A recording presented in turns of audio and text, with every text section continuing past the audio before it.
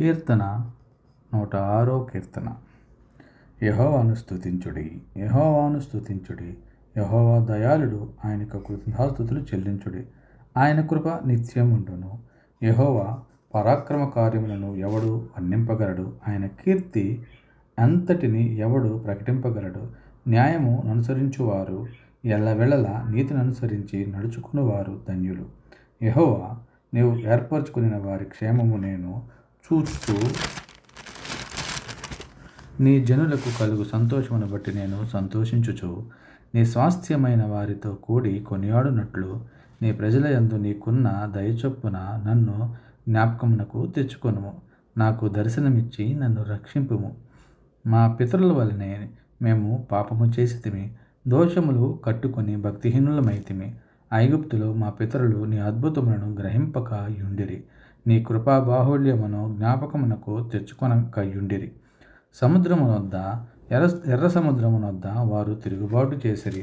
ఆయనను తన మహాపరాక్రమమును ప్రసిద్ధి చేయుటక ఆయన తన నామమును బట్టి వారిని రక్షించెను. ఆయన ఎర్ర సముద్రమును గద్దింపగా అది ఆరిపోయెను. మైదానము మీద నడుచునట్లు వారిని అగాధ జలములలో నడిపించెను. వారి పగవారి చేతిలో నుండి వారిని రక్షించెను, శత్రువుల చేతిలో నుండి వారిని విమోచించెను. నీళ్లు వారి శత్రువులను ముంచివేసెను, వారిలో ఒక్కడైనను మిగిలి ఉండలేదు. అప్పుడు వారు ఆయన మాటలు నమ్మిరి, ఆయన కీర్తిగానము చేసిరి. అయినను వారు ఆయన కార్యములను వెంటనే మరిచిపోయిరి, ఆయన ఆలోచన కొరకు కనిపెట్టుకొనక పోయిరి. అరణ్యంలో వారు బహుగా ఆశించిరి, ఎడారిలో దేవుని శోధించిరి. వారు కోరినది ఆయన వారికిచ్చెను, అయినను వారి ప్రాణమునకు ఆయన క్షీణత కలుగజేసెను. వారు తమ దండుపాళెములో మోషే యందును యెహోవాకు ప్రతిష్ఠితుడైన అహరోనునందును అసూయపడిరి. భూమి నెరవిడిచి దాతానును మిరింగెను, అది అబీరాము గుంపును కప్పివేసెను. వారి సంఘములో అగ్ని రగిలెను, దాని మంట భక్తిహీనులను కాల్చివేసెను. హోరేబులో వారు దూడను చేయించుకునిరి, పోతపోసిన విగ్రహమునకు నమస్కారము చేసిరి. తమ మహిమాస్పదమును గడ్డి మేయు ఎద్దు రూపమునకు మార్చిరి. ఐగుప్తులో గొప్ప కార్యములను, హాము దేశములో ఆశ్చర్యకార్యములను, ఎర్ర సముద్రమునొద్ద భయము పుట్టించు క్రియలను చేసిన తమ రక్షకుడైన దేవుని మరచిపోయిరి. అప్పుడు ఆయన, నేను వారిని నశింపజేస్తునెను. అయితే ఆయన వారిని నశింపజేయకుండా నట్లు ఆయన కోపము చల్లార్చుటకై ఆయన ఏర్పరచుకున్న మోషే ఆయన సన్నిధిని నిలిచి అడ్డుపడెను. వారు రమ్యమైన దేశమును నిరాకరించిరి, ఆయన మాట నమ్మకపోయిరి. యెహోవా మాట ఆలకింపక వారు తమ గుడారంలో సణుగుకునిరి. అప్పుడు అరణ్యములో వారిని కూలచేయుటకును, అన్యజనులలో వారి సంతానమును కూల్చుటకును, దేశములో వారిని చెదరగొట్టుటకును ఆయన వారి మీద చెయ్యి ఎత్తెను. మరియు వారు బయల్పెయోరును హత్తుకొని చచ్చిన వారికి అర్పించిన బలిమాంసమును భుజించిరి. వారు తమ క్రియల చేత ఆయనకు కోపం పుట్టింపగా వారిలో తెగులు రేగెను. ఫినెహాసు లేచి పరిహారము చేయగా ఆ తెగులు ఆగిపోయెను.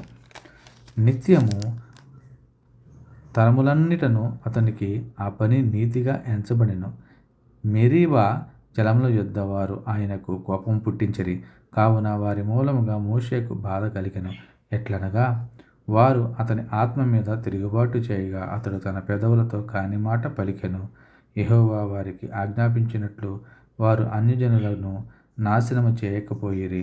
అన్యజనులతో సహవాసము చేసి వారి క్రియలు నేర్చుకునిరి. వారి విగ్రహములకు పూజ చేసిరి, అవి వారికి ఉరి ఆయెను. మరియు వారు తమ కుమారులను తమ కుమార్తెలను దెయ్యములకు బలిగా అర్పించిరి. నిరపరాధ రక్తము అనగా తమ కుమారుల రక్తము తమ కుమార్తెల రక్తము ఒలికించిరి. కానాను దేశపు వారి బొమ్మలకు వారిని బలిగా అర్పించిరి. ఆ రక్తము వలన దేశము అపవిత్రమాయెను. తమ క్రియల వలన వారు అపవిత్రులైరి, తమ నడవలిలో వ్యభిచరించిన వారైరి. కావున యెహోవా కోపము ఆయన ప్రజల మీద రగులుకొనెను. ఆయన తన స్వాస్థ్యమందు అసహ్యపడెను. ఆయన వారిని అన్యజనుల చేతికి అప్పగించెను.